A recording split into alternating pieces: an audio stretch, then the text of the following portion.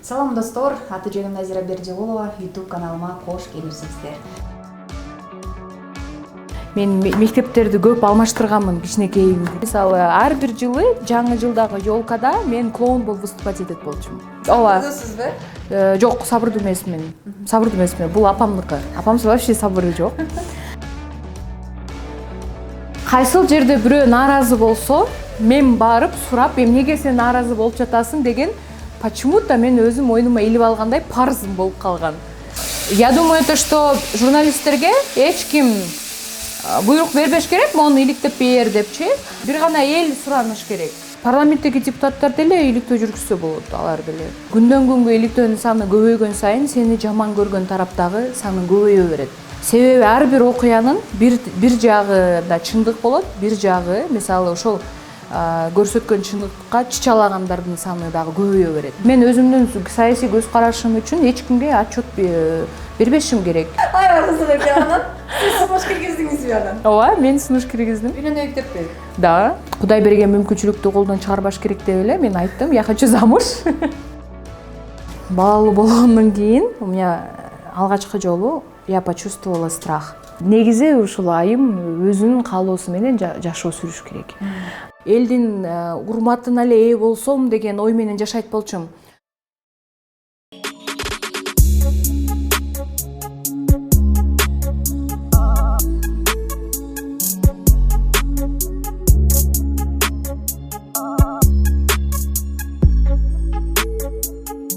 Салам достор, аты жөнүм Назира Бердиулова, YouTube каналыма кош келипсиздер. Бүгүн биздин дан программабыздын коногу баарыбызга белгилүү коомдук ишмер Элнура Алканова болмокчу. Саламатсызбы? Саламатсызбы? Кутмандуу таң. Ушинтип эртең менен биз аш бышыралы деп чечтик. Андан сырткары балык дагы жасайбыз. Себеби бизде дасторкондо бир тамак жасалбайт эч качан. Биз биринчи тамак, анан экинчи кылабыз. Бирок азыр сиздер үчүн мындай жашнакай бир бир жашнакай немеге камерага көрсөтүш үчүн жок дегенде балык дагы бышырайлы дедик. Чоң рахмат.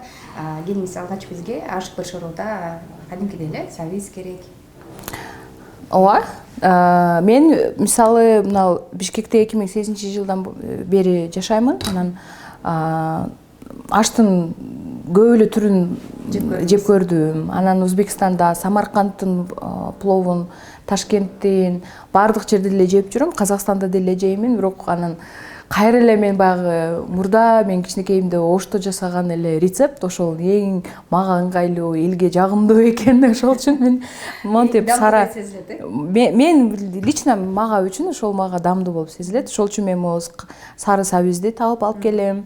Кызыл сабиз менен аралаштырам. Себеби бул дагы мындай бир таттуу даам берет. Бирок бир гана кызыл сабиз менен жасап койсоң, анда аш таттуу болуп калат. Сөзсүз түрдө сары сабизден Сары ошол баягы жетишпеген бир кандайдыр бир пикантный бир ушундай даамды берет да. Элнура, балалыктап калбадыңызбы? Балалыгыңыз кандай өттү? Кайсыл жерде өттү де? Балалыгым Кандай үй бүлөдө чоңойдуңуз? мен медиктердин үй бүлөсүндө чоңойгом. Мен ата-энем медиктер. Папам врач болуп көп жыл иштеген. Ошол ЦСМ клиникада директор болуп, зам директор болуп, кийин мамлекеттик жумушка кетип, ошол губернатор полномочный представительство деп коет го азыр. Ошонун офисинде иштеп, башка координатор болуп, кийин эл аралык бандай организацияларда иштеп, UNFPA деген ошол фонд народонаселенияда иштеген. Ал жерде көп ушул 90-жылдары СПИДке каршы, ВИЧ инфекцияга каршы, репродуктивное здоровье деген көп программалар бар болчу. Ошол программаларда жетекчи болуп иштеген көп жыл. Андан кийин ошол мамлекеттик жумушта жүрүп, администрацияда иштеп, кийин 2005-жылы жеке ишкер болуп, ошол башка тармакка кеткен. Мен апам менен бирге ушул фирма ачып, биринчи чоң бир фарм компаниянын филиалын ачышкан ошто. Андан кийин жеке өздөрү тажрыйба алгандан кийин өздөрү компания ачышкан.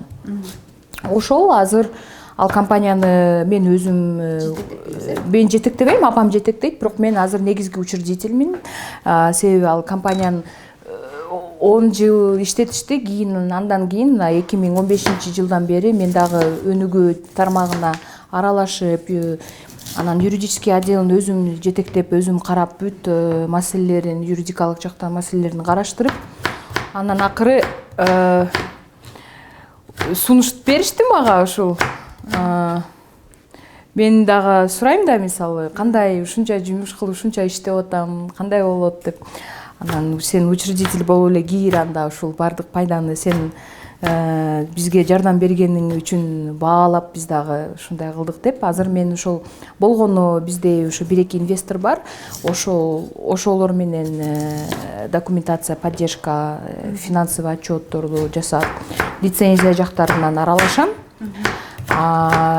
Соода тармагына, ал жагына мен эч кандай тиешим жок. Ал жакка мен аралашпаймын. Мен бир гана ошол 1-2 инвесторлор тарттыргандарым ошолор деле көзөм элем. Себеби биз деген ошол Монголияда GMP деп коет. Бул международный эл аралык мировой стандарт, эң жогорку стандарт дары чыгаруу боюнча. Ошол GMP стандарт боюнча курулган завод бар. Ал жерде ушул Кыргызстанда эч бир жетпеген дефицит дарыларды чыгарат. Бул ушул онкология тармагында колдоно турган морфин, трамадол деген ошол көп дарыларды биз бул жака лицензия алып, ушул жака киргизгенбиз. Ошол менен ушул күнгө чейин киргизип келесиздер. Ооба, ошондой аракеттин үстүндө иштеп жатабыз. Элнур айым, мектепте кандай баада окудуңуз? Кайсы сабактарды жактырчыңыз, кайсы сабакты мындай каалап окучуңуз, анан кайсы сабактарда не көрчүңүз? Тарыхты жакшы көрөт болчумун. Тарыхтан сырткары, бирок өзүм олимпиадада катышып жүргөмүн, математика боюнча. Башталгыч класстарда ошол математикадан биринчиликти бербегенде аракет жасайт элем. Көп спорлор болот эле. Математиканы жакшы көрчүңүз беле? Жакшы көрөт болчумун, ооба. Бирок кийин ошол геометрия башталганда, геометрияда мен аксап баштаганмын. Меники уже 4 деп баалар көбөйүп кеткен. Бирок кийин ата-энем ушул англис тилин окушуң керек деп гимназияга мени котортуп салган. Анан гимназияда ошол барып англискийге уклон болуп чуркап, ошол англискийдин үстүндө көп иштеп, математиканы уже таштап койгонмун. Бирок өзүм 8-класста мен министр культуры болуп шайланганмын мектепте. Ооба. Баягы 11-класстын эле окуучулары всегда министр болушат, президент, мектептин президенти болушат. Анан мен 8-классымда аябай ачууланып, эмнеге алар эле болот, мен болбоймун деп. Сен кичинекейсиң, жашсың десе деле, мен жаш эмесмин, жок. Мен деле ушул коомдук жагына аралашып, мектепте чуркап жүрөмүн. Анан өзүм мындай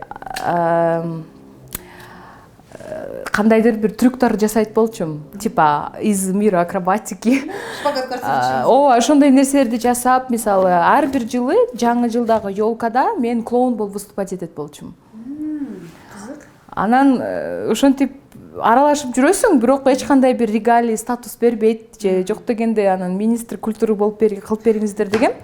Анан макулдашкен, анда сен бир идея кылып бир жумуш жаса, анан ошого биз сени шайлайлы дегенде мен ошого айткам. Бизде кыздар эшикке кышында туалетке чуркайбыз, анан туалетте баягы 1 сантиметр таза жери жок. Тим эле лабиринт да, ал жерде секиресиң, мисалы. Анан мен көп эле кыздар мектепте туалетке такыр барбайт болчу.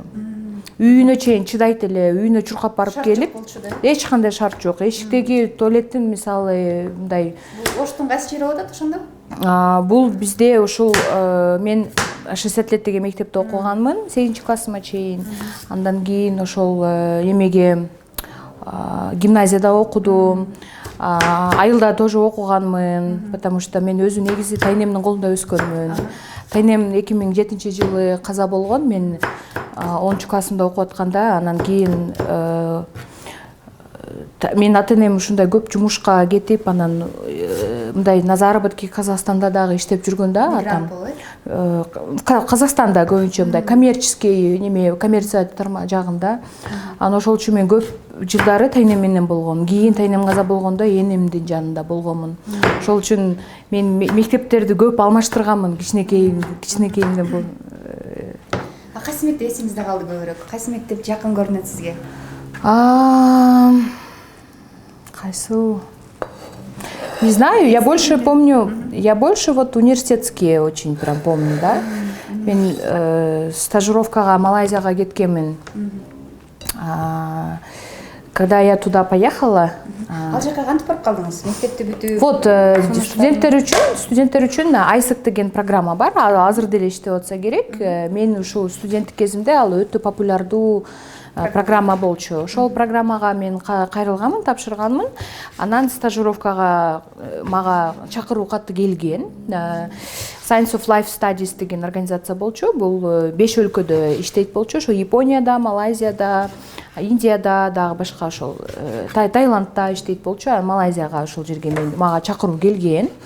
Анан ал жерде ошол перелет самолет деле төлөш керек болчу. Ал жерде жатакана, тамак ашы баары берилет болчу. Ошол ISECте деле ошол түрлөрү көп да.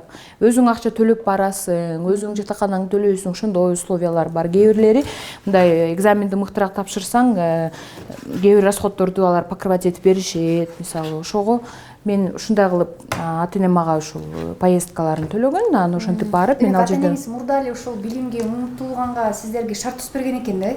Ну, ошентип айтсам болот. Ооба, действительно мен ата-энемдин бүгүнкү менин ушул чыйрак мол характерим, анан өзүмкүн бербеген мындай өжөрүл. Кимден алдыңыз? Мындай боевой дух бар да сиздечи мындай? Апамдан. Апаңыздан? Да. Апаңызда ушундай сапаттар бар? Ооба, апам ушундай. Апам вот өзүнүн жумушун четке коюп туруп, если бир жерде кандайдыр бир мындай түшүнбөстүк болуп жатса, коомдо мисалы бийлик менен коомдун ортосунда же бизнес менен мына эмеге налоговыйдын ортосунда, мисалы андай мындай жерлерде всегда мындай ким туура сөз айтса ошол жакка жанын тартып, колунан келишинче жардамын берип турат. Анан анча мынча коомдогу маселелерге дагы көп аралашып, жардам сурайт да, постоянно мындай калыс, сен калыссың, сен жардам бер деген ушундай бир лидерский немеле сапаттары бар да, ушул лидерлик сапаттары бар. Ошол үчүн апамдын ушул мүнөзү мага өткөн. Анан атамдан мага выносливость. Чыдамкайлыкпы? Ооба. Сабырдуусузбу?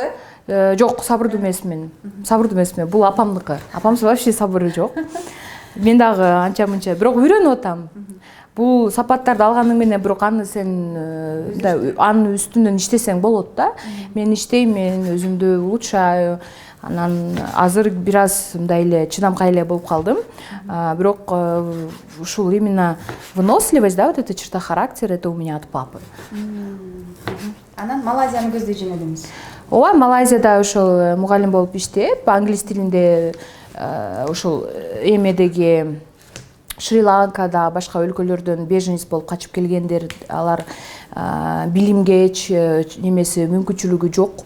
Мыйзам боюнча Малайзияда мисалы чет өлкөлүктөр мамлекеттик мектепке тапшыра албайт, окуй албайт, а частный мисалы немеге, билимге алардын мүмкүнчүлүгү жок болуп, аябай көп неме жаш жарандар мисалы алар ушул билимге немеси жок болду, эшиги ачылбай калып калгандар көп да. Ошолор үчүн ушундай бир эл аралык уюмдар ачылып, алар ошо бекер билим берет болчу. Мен ошол жерге англис тилин бергени барганмын. Ошол жаш кичинекей балдар менен иштеп, 5 жашар мисалы. Канча жыл жашадыңыз артта? Ошол ал жерде мен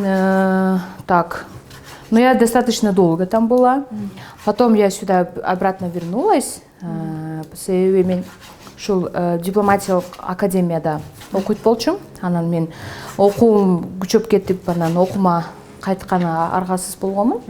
Ошол окуумда 5-курсту бүтүрүш керек эле, уже мен кайтып келип, сабагымды күчөтүп, окууну бүткөнмүн. Окууну бүткөндө ал убакта мен уже клубда иштейт болчумун, журналист болуп. Ал жака кантип барып калдыңыз? Ошол сунушташтыбы сизге? Же өзүңүз жумуш сурап бардыңызбы?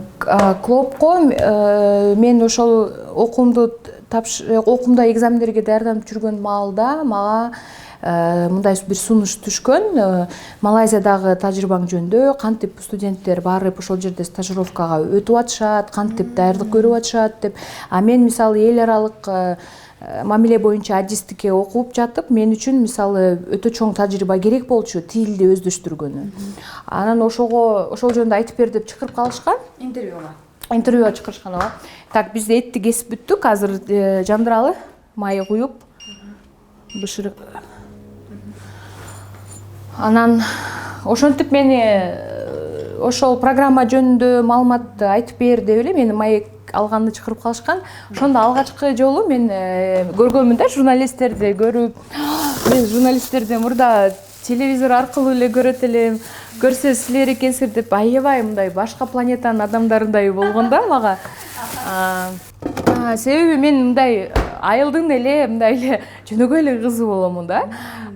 Бирок интервью алып атса, эле. Ооба, мен өзүм андай деле крутой деп сезбеймин да. Анан ушинтип алар өзү ушундай жаштарга көп колдоо көрсөтүшөт.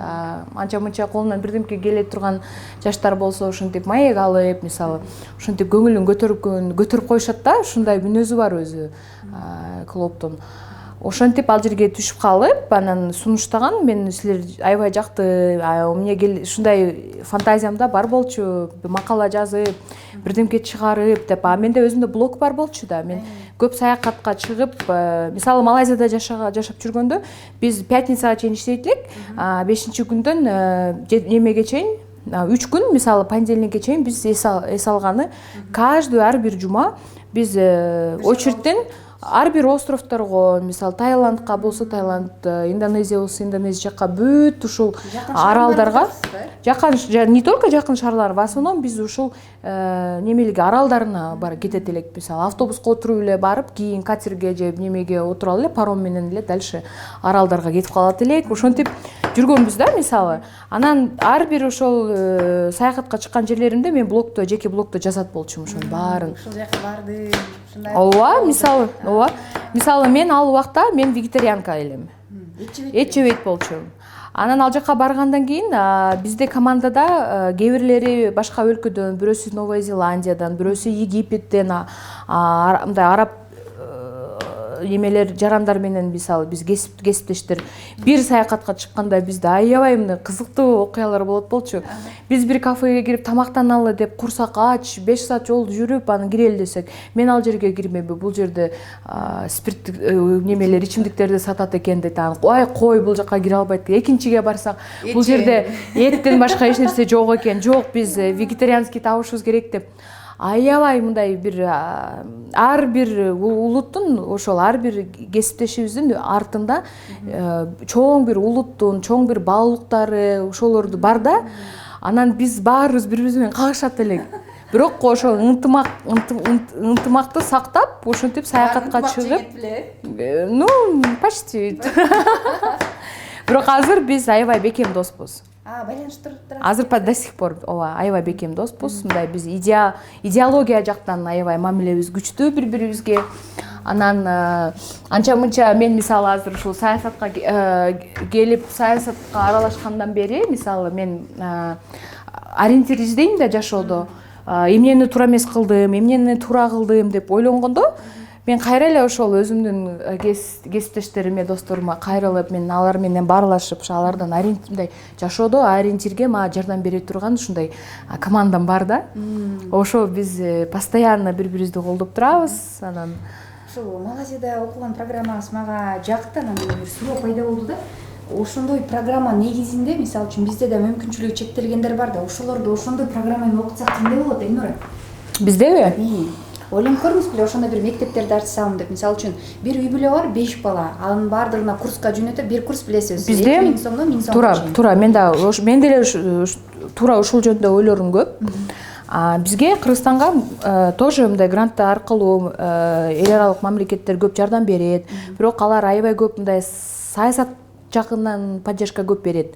Мисалы ошол эле конституцияны жаңылатуу, парламентти күчөтүү, анан медиа тармагындагы баягы сөз эркиндигин коргоо деген булар баардыгы политический инструменттер. А билим жака мисалы азыр бизде вот USAID деген ушул организация барбы, алар малый и средний бизнеске, мына чакан бизнестерге колдоо көрсөтүп, анча мынча гранттарды берет. Бирок ал көлөмү кичинекей да. Мен сууну бияка коюп коеюн. Себеби кайнак сууну куйганда мындай убакыттар батыраак бышырыш үчүн.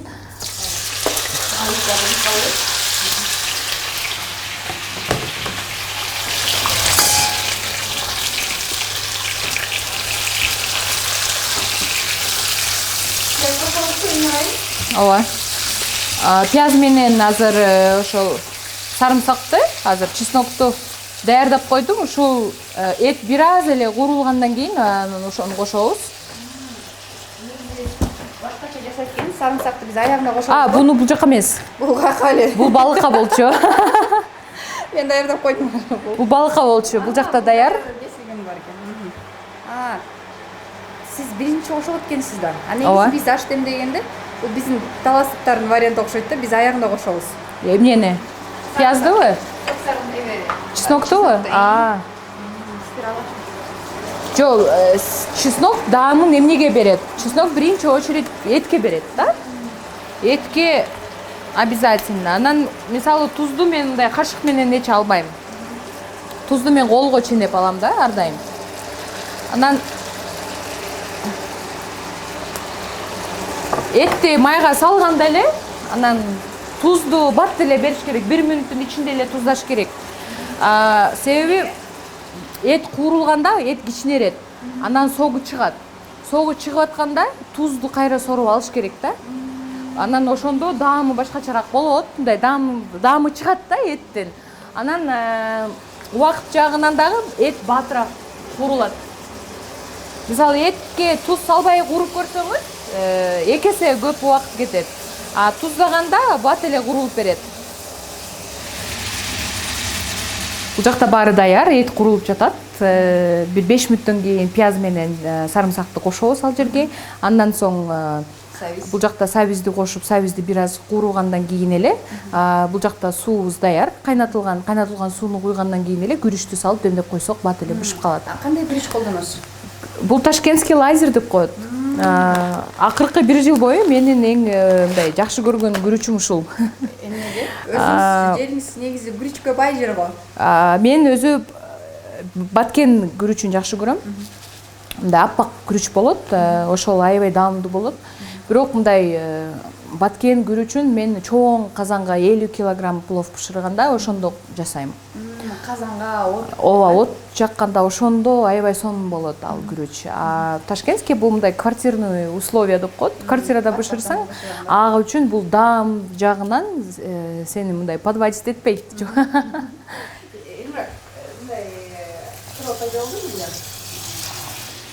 жакта иштеп жүргөнүңүздө мен сизге ошол үч сонун материалдарыңыздан таанып калгам да. Кандай болду экен депчи. Анткени сиз журналистика карьераны баштап эле чоң иште моюңузга жүк кылып алдыңыз да. Бул өзү кичинекейиңизден болгон бир кыялыңыз беле? Же эске сунушташтыбы? Жок, бул мен мисалы садикте деле ушундай болчумун, чыйрак болчумун, мектепте деле чыйрак болчумун. Мына мен жана айтып бердим го, кантип мен министр болуп шайланганым. Ошол туалет условиялары ошолор начар болуп, анан мен мындай сунуш бергенмин. Келгиле бир ярмарка өткөрөлү.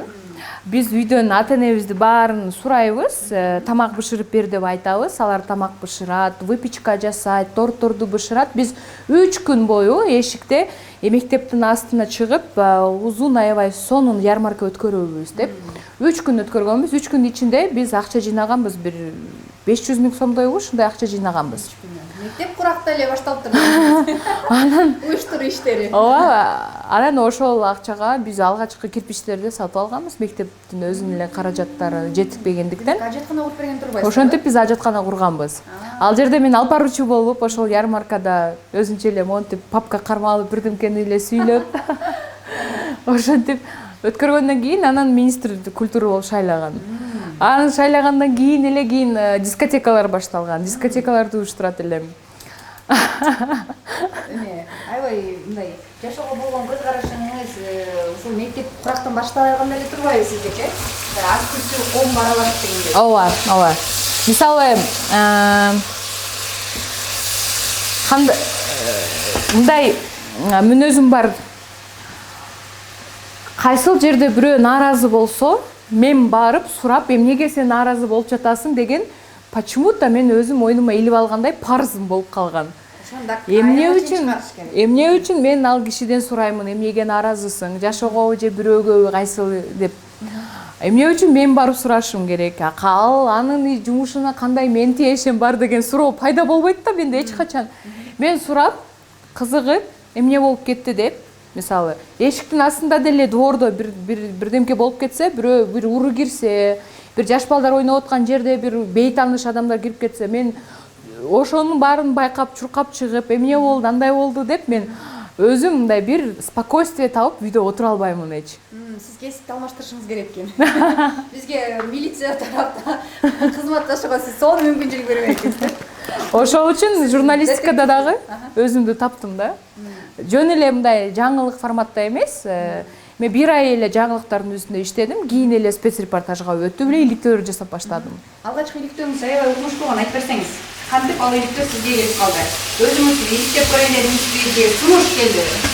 Ал сунуш болгон эмес. Бизге ошол клубда иштеп жатканда активисттер офиске келип айтып беришкен, ушундай бизде жагдай болуп жатат. Новопокровка айыл өкмөтүнүн башчысы бизден ушул тургундардан акча алып, жер тилкесин бөлүп беребиз деп, ал жерде баягы үй бүлөлөр кеңейип, чоңоюп, балдары чоңоюп, мисалы, бир үйгө батпай калган үй бүлөлөр көп да. Ошолор жардам сурап баштаганда жер тилкесин бере турган болдук силерге. Канча бир 1000 үй бүлө, так санын эсимде жок уже. Жер беребиз, бирок сиздер деген сельхозугодияны төлөп койгула официально мамлекетке деп соглашение түзүп, айыл өкмөт өзүнүн ошол тургундары менен бир документке соглашение жасап туруп эле, анан официально баары акча жыйнап туруп төгөт. Бирок ал акчаны бухгалтерияга алдым, төктүрдүм, официально алдым деп туруп, на самом деле бухгалтерияга ал түшкөн эмес акча болуп чыгып калат. Анан ошол нерсени мен биринчи ошол иликтен болгон, мен 23-24 жашта элем ошондо. Жаңы эле окунуп бүткөнмүн, жаңы эле ошол эмеге Малайзиядан кайтып келип, клубда 2 ай эле иштегенмин, по-моему. Ошону чыгарганмын. Ошол иликтөөнү чыгаргандан кийин бийлик жактан көңүл буруп, иш козгоп, ошол текшерүү жумуштарын баштаган. Ошондон кийин эле менге катар иликтөөлөр көбөйгөн. Ушундай эле чакан бир кичинекей 1000-5000 адамдын маселесин чече турган иликтөөлөр жасайт элем. Кийин ушул чоң ири резонанстуу иликтөөлөргө мен ошол Радио Свобода, Азаттыктын башкы кеңсеси Прагадагы ошолор жүргүзгөн болчу конкурс, иликтөөчү журналистке вакансия жарыялап. Ошол СНГдагы, анан ошол Түштүк Европа жактагы бүт өлкөлөр катышкан, бир 100дөн ашык журналисттер конкурска катышып, ошолордун арасында мен жалгыз утканмын. Туп, анан ошол жакка кеткенмин. Ал жакта канча иштеп жүрдүңүз? Кийин алар мени OCCRP деген организацияга которгон. Сараевада мен 1 жылга жакын иштедим. Ал жерде иштеп, үйрөнүп, көптөгөн мындай жерде эшикте чуркап жүрүп маалымат издебей, офисте отуруп, кайсыл жерден маалыматты кантип издеп, салыштырып, анализ жүргүзүп, систематизация данных, безопасность данных деген көп нерселерди үйрөнүп, анан келгенден кийин меники Кыргызстанда аябай чоң резонанстуу иликтөөлөрдү жасаганга менин ушул тажрыйбам жетип калган 2017-жылдары да. Азыр эми ошондой бир иликтөөлөрдү бийлик сизге сунуштаса иликтеп элеңиз. Мен Бирок чыныңызды айтыңыз. жок, я думаю, то, что журналисттерге эч ким буйрук бербеш керек, мону иликтеп бер депчи. Ал бир гана эл сураныш керек. Эл жактан айтса, ушундай маселе болуп жатат деп, мындай үстүдөн ылдыйга түшүрбөй, ылдый жактан үстүгө чыккан маселелерди журналисттер алып иштесе болот деп ойлойм. Бирок эми мамлекеттик мисалы кеңселер дагы бар да. Мамлекеттин кызыкчылыгын же мамлекеттик баалуулуктарды көрсөтө турган жок, эми журналисттердин мисалы анын түрү көп да. Мисалы мамлекеттик телеканалдарда иштегендер, мисалы алар мамлекеттин кызыкчылыгын биринчи орунга коюп, иликтөөлөрдү деле жүргүзөт да, мисалы. Мен бардык журналисттер бири-бирине окшош болуш керек, бардыгы бир эле эмеш керек деген жок да, мисалы.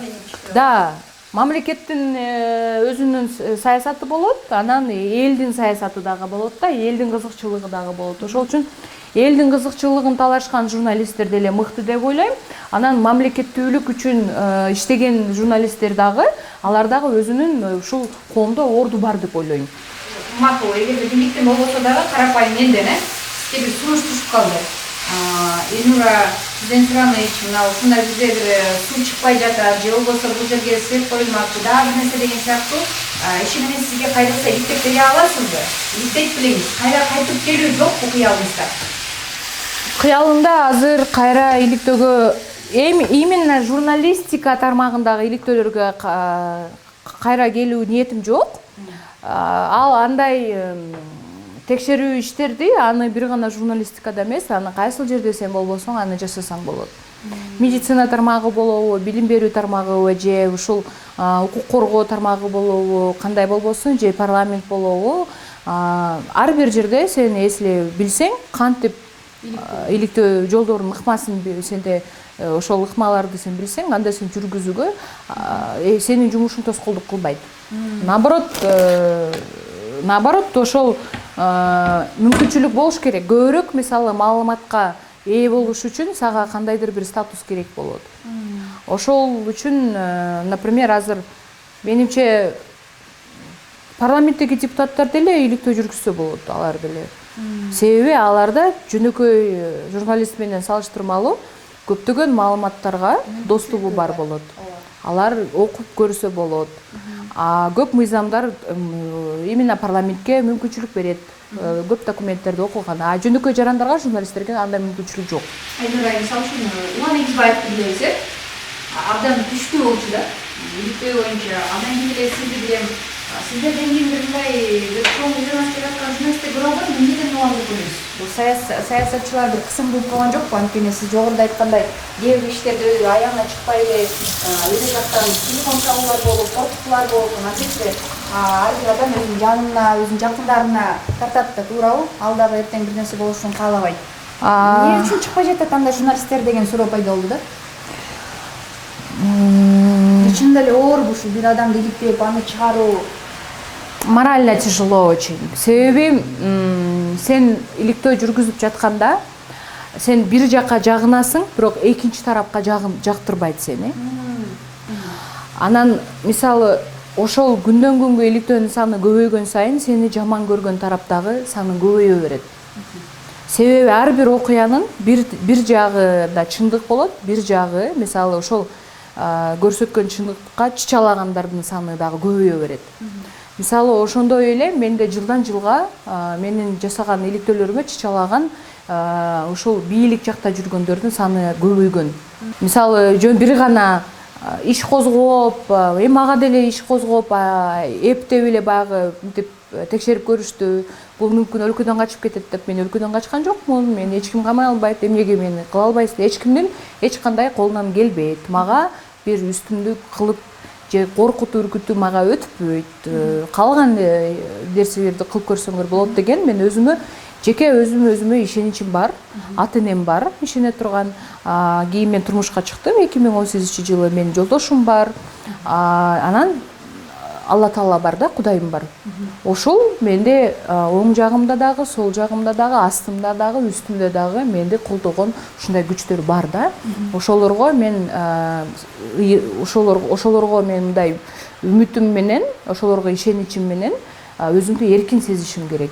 Башка жөнөкөй пенде, мисалы, пенде мага эч кандай коркунуч жарата албайт. Чындыксыз тарапта да сиз жөн иликтебесиз, демек Менин өзүмдүн чындыгым бар, өзүмдүн саясий көз карашым бар. Мен өзүмдүн саясий көз карашым үчүн эч кимге отчет бербешим керек. Эмне үчүн мен отчет беришим керек, эмне үчүн мен жооп беришим керек.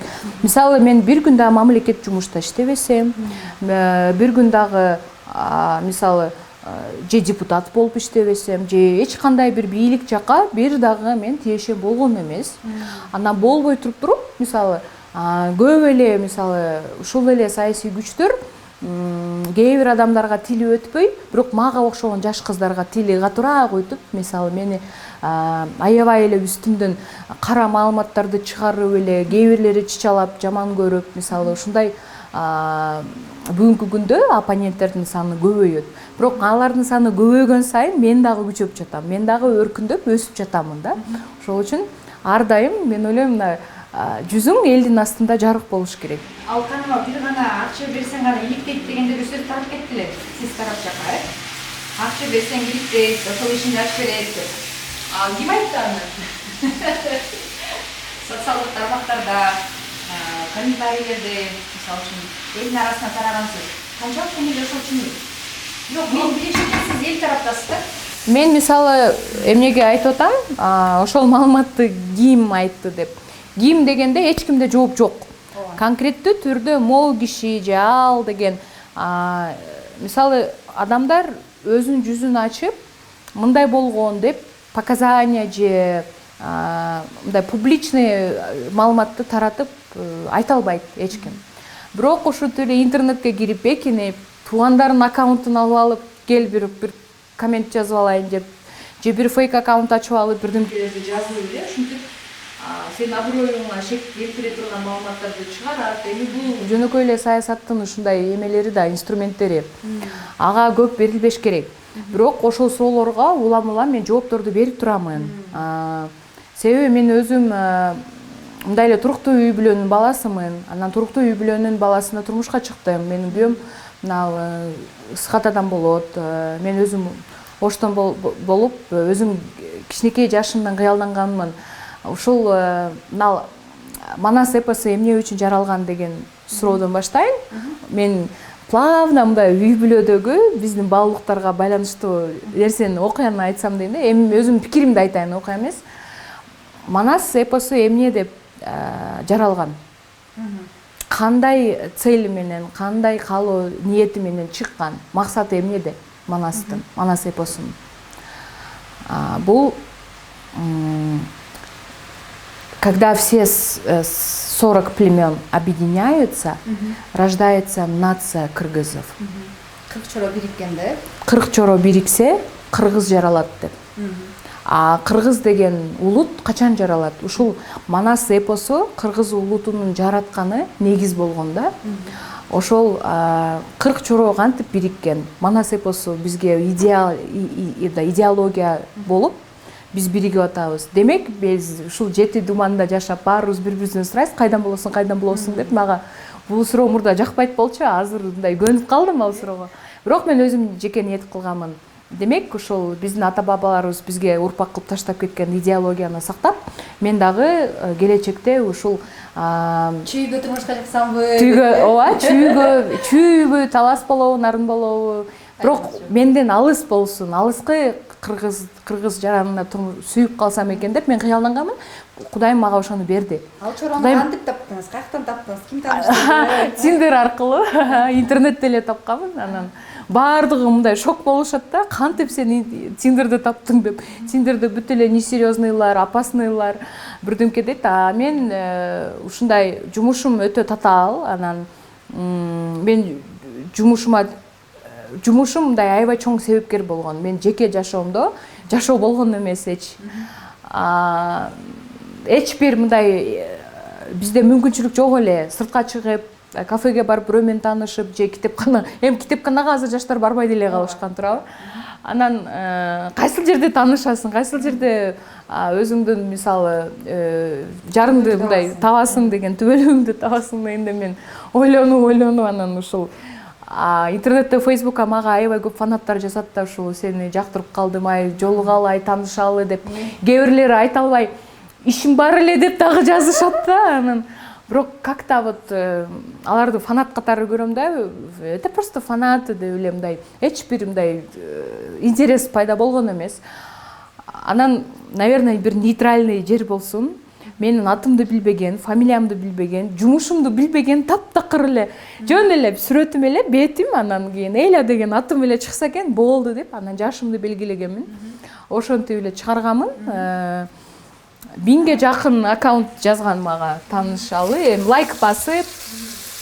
Анан мен ошолордун арасынан баарын мен иликтөөчү журналистим ар бирин окуп чыкканы үлгүргөнмүн да. 1 саатта эле баардыгын карап эле баарын көрүп, арасынан ошол 5-өөнү тандагам.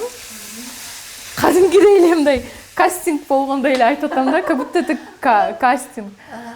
Я посмотрела, карап алардын арасынан 5-өөнү тандадым. Мындай сырткы внешность бар экен, серьезный вид бар экен, иштеген иши бирдемкелер бар экен. Анан аларды Тиндерден карагандан кийин сразу Инстаграм, Фейсбукта сразу атын набирать этип, сүрөтүн алып туруп, сүрөттү поисковикке саласың да, сүрөттү салгандан кийин табасың баракчасын, таап көрүп, все, булар настоящий адам экен, настоящий бар экен, жумуштарым бар экен. Мен полный баарын билип алдым дагы. Анан кийин уже 5 менен сүйлөшүп баштадым, салам деп.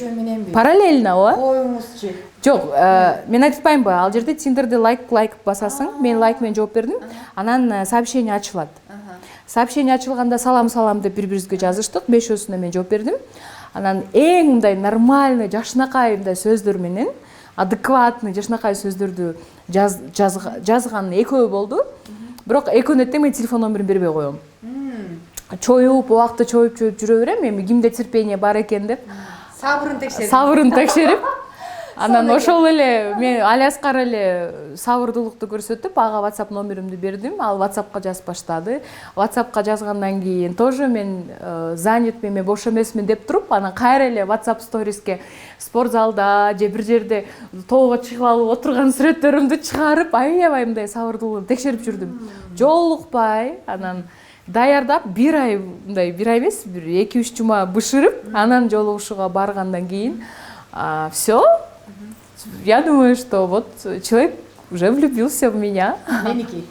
Он в меня влюбился. Мы были в кофейне, Кейф деген на Горького.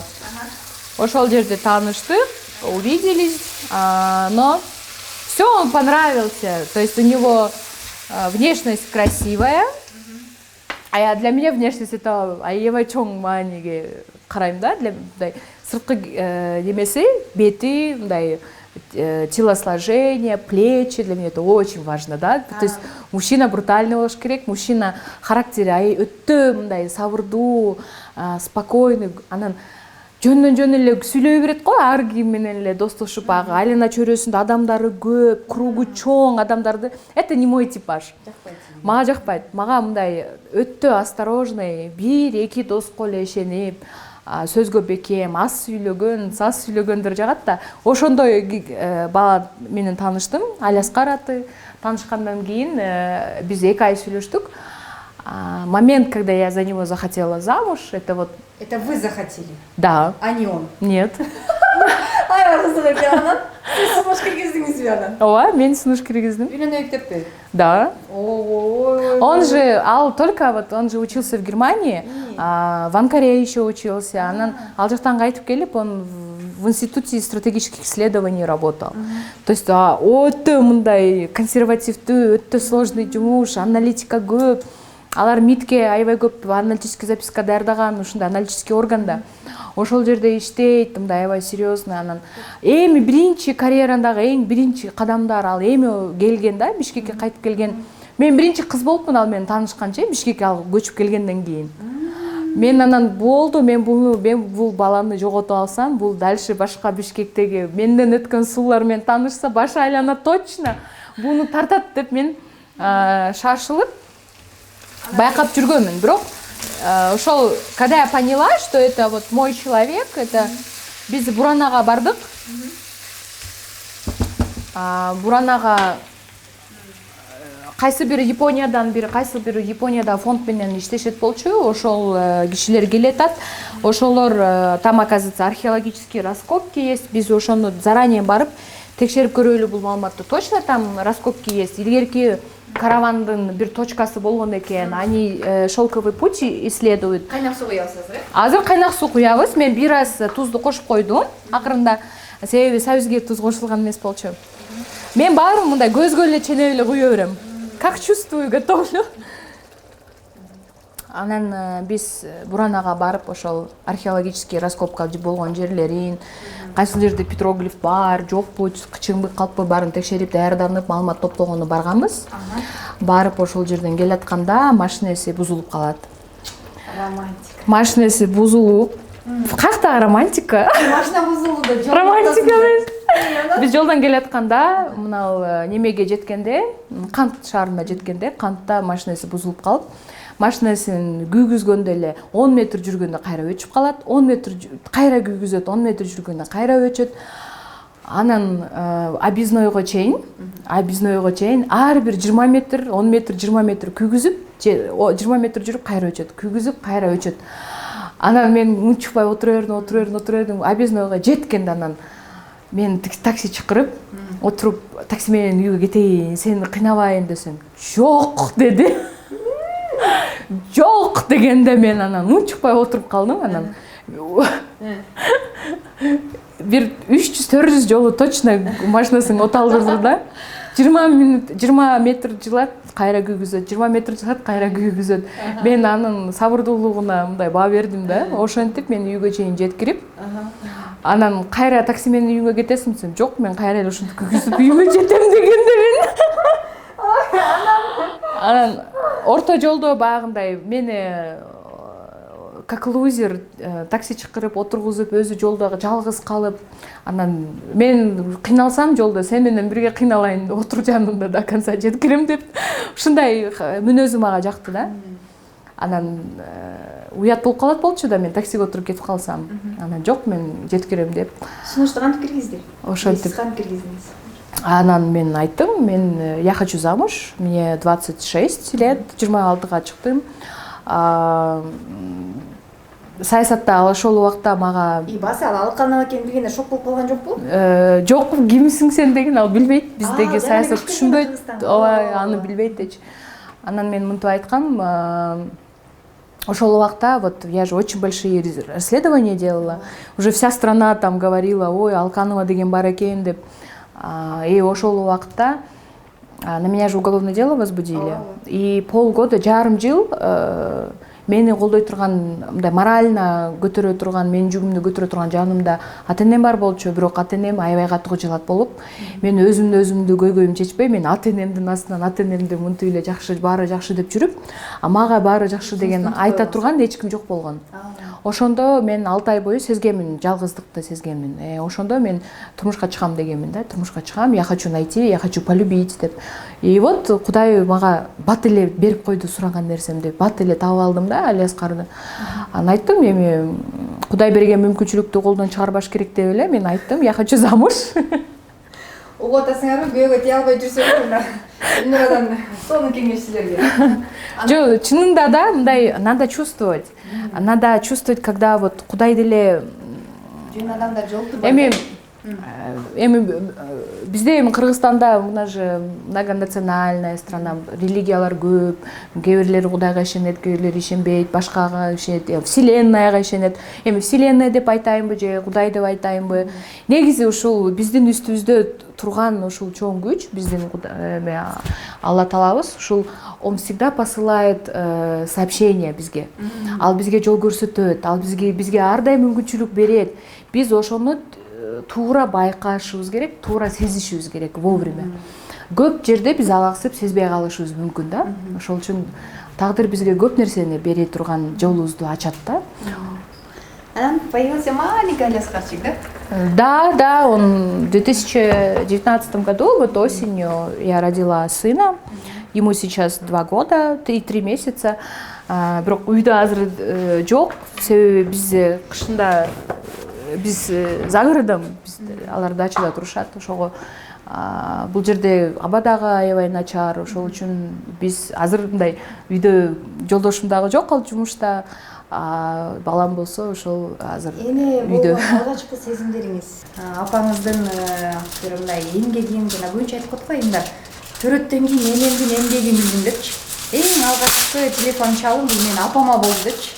Анткени чынында эле адамдан адам жаралыш бул абдан оор деген. Көп айымдардан угуп калам да. Сизде кандай сезимдер болду? Жана сизге айтып аттым го, то что вот мен эч нерседен коркпоймун, эч кимден коркпоймун, эч кандай страх болгон эмес. Только вот вера в себя, өзүмө эле ишенем, ата-энеме ишенем деп.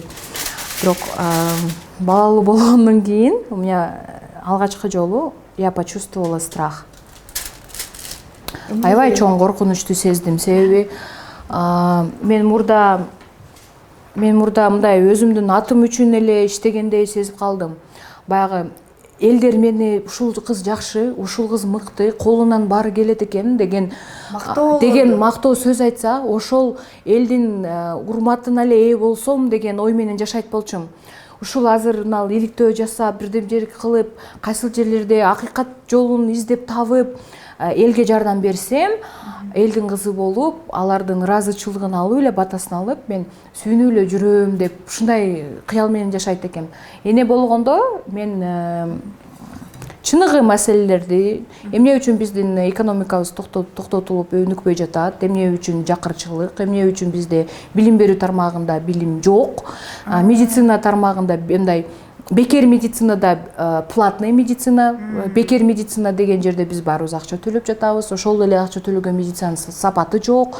Ушунун баарын мен балалуу болгондо, эне болгондо сездим. Аябай чоң коркунуч пайда болду. Себеби мен өзүмдү алып кете алам, багалам, жүрө алам, например, да, өзүмө уверен эме, бирок баламдын келечегинде мен кандай чоң таасир бере албаймын. Бир гана эне таасир бербейт, бул адам кандай адам болуп өсүшүнө. Айлана чөйрө таасир берет, коом таасир берет. Анан мамлекет жактан кандай колдоо болот мисалы. Ошол үчүн мен коркуп баштадым. Демек мамлекетте өзгөрүүлөр жүргүзүш керек. Мамлекет өзүнүн жарандарына качан колдоо көрсөтсө, качан биздин экономикабыз өнүксө, ошондо колдоо көбөйөт туурабы мамлекет жактан деп. Ошол үчүн балаңыздын келечегине көбүрөөк ойлоп баштапсыз. Баламдын келечеги, ооба. Баламдын келечеги дегенде деле, мисалы мен өзүм жеке бир гана баламды ойлобоймун. Мейли азыр менде ата-энем бар, өзүм бармын, күйөөм бар, бизде бизнес бар, шүгүр мындай билим бар болгон үчүн чет өлкөдө мен дагы күйөөм дагы окуган. Бизде билим бар болгон үчүн биз жумуш издебейбиз, жумуш бизде таап эле келе берет. Балам багаламы да мисалы. Бирок менин эле ушул жакындарымдын балдары бар, туугандарымдын балдары бар, досторумдун балдары бар, тааныштарымдын, кесиптештеримдин балдары бар.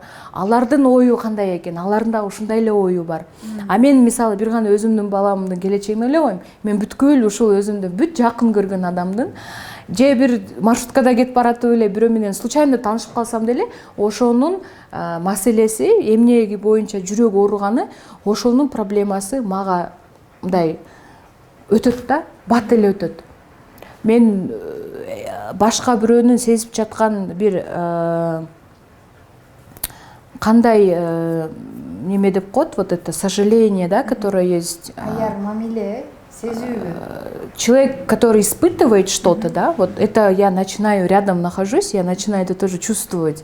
Сезим талтырбайсызбы? Вот анын проблемасы сезим проблема болуп калат экен. Да, вот анын маселеси мага как-то өтүп кетет. Мен мындай сезим бар да, бунун проблемасы менин проблемам дегенчи. Анан ошол үчүн коом жакта мен аябай көп активдүү кыймылдаймын. Ар бир жерде ушундай мындай бирөө бир жерде кыйналып жатса, мен башымды буруп, монтип кетип калыш, бага бул өтө кыйын. Мен ошондой учурлар сөздөрдө кол сунасыз. Ошондой учурлар болгон. мисалы менин колумдан эч нерсе келбей жардам бере албай бурулуп кетип калгандан кийин мен кийин уктай албай чыгамын, оюмдан кетпейт алардам, ушинтип кыйналамын өзүмчө. Кыргызстандагы зомбулук күч алууда айымдарга болгон өзгөчөчү. Ошол суроого сиз өз балыкты салгандан кийин жооп берели. Хорошо. Азыр мына бул жакта эме күрүчтү бул жакка салабыз. Күрүчтү салганга чейин мен туздун даамын билейин. Мен азыр сууну бул жакка атайын аз куйдум. Тузу абдан аз болуп атат. Азыр мен көбүрөөк салайын тузду.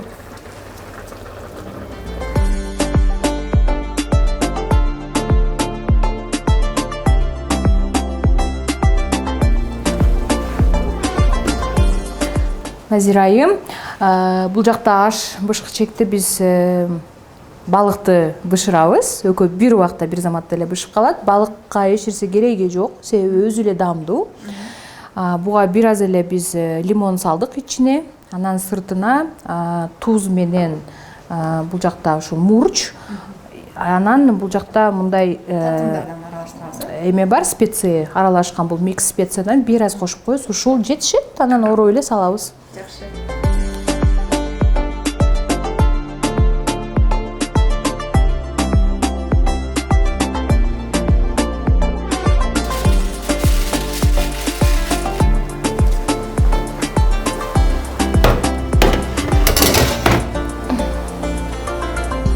Балыкты духовкага салдык. Ашыбызды демдедик. 30 мүнөттөн кийин даяр болот. Азыр буякты жыйнап, чайыбызды кое берели. Достор, Элнура айым экөөбүз жасаган тамагыбыз дагы даяр болуп калды. Баарыңыздарды дамдап көрүүгө чакырабыз.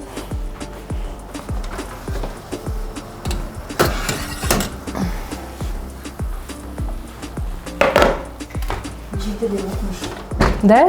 Чувствуете запах? Кошуналарды чакырып койсок керек, абдан көп даярдалдык го. Көп эмес, аз эле. Аз эле, бул жерде 2 эле порция азыр ачсак.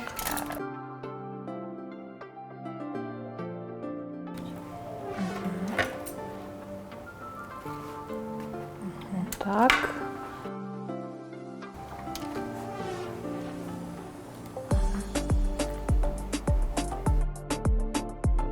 Бул жерде жана пиязды сиз кесип бербедиңизби?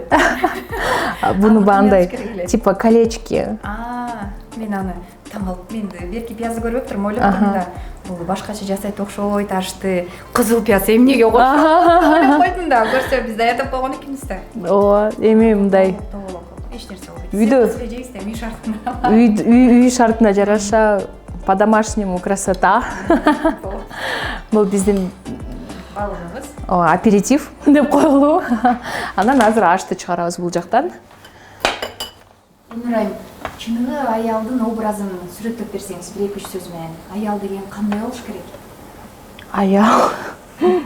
Аял, наверное, аял кыйын болуш керек. Бирок эң негизгиси баягы баары эле умтулуп жумуш иштеп, анда мындай деп айта албаймын, бирок ар бир аял эркин жашоо сүрүүгө укугу бар. Эркин бул үйдө отурам десе өз каалоосу менен үйдү карап, жок үйдө отурбаймын, мен жумуш кыламын, мен ушундай өзүмдү мындай айым катары көрөмүн, ушундай жумушта көрөмүн, мамлекеттик жумушта же болбосо Коомдук иш же багындай же укук коргоо органдарга деле иштейм деген, мисалы ушул негизи ушул айым өзүнүн каалоосу менен жашоо сүрүш керек. Өзүнүн каалоосу менен үйдө отурса, өзүнүн каалоосу менен жумушка чыкса, өзүнүн каалоосу, өзү каалаган акча тапса, өзү каалаган баланы төрөсө, мисалы өз каалоосу менен, ну, конечно, жубайы менен күйөөсү менен бирге мындай, чтобы между ними был мир, да, уважение, взаимоуважение и, конечно, любовь. Сүйүү биринчи орунда, в любом случае. Эмне болбосун, только ар бир жерде мындай бири-бирибизге жылуу мамиле жасасак, кошол гана бар нерсени жеңет деп ойлоймун. Назира, чоң рахмат. Ушул үйүбүздө сыйлуу конок болуп келип, мен менен жылуу ушул маек курдук. Тамагыбыз да бышты. Бул жактан аштан ооз тийиңиз. Анан бул сиздин порцияңыз. Рахмат. Бул менин порциям болот, Рахмат. Кайсыл бири жакшынакайраак тандаңыз? Жок, баары жакшынакай. Мен тамак кылганмаймын. Тамактын баардыгы жакшы. Келиңиз чогуу дамдап көрөлү. Рахмат. Алыңыз, сиз дагы көрүңүз кандай болуп жатат. Бир аз сүрдөп атам чынында.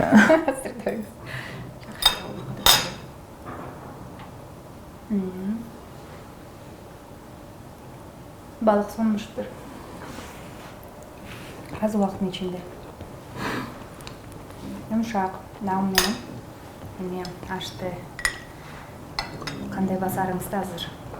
Чынында эле жакшы басарыңыз белгиленип турат, күрүч чачырап турат. Бисмилла.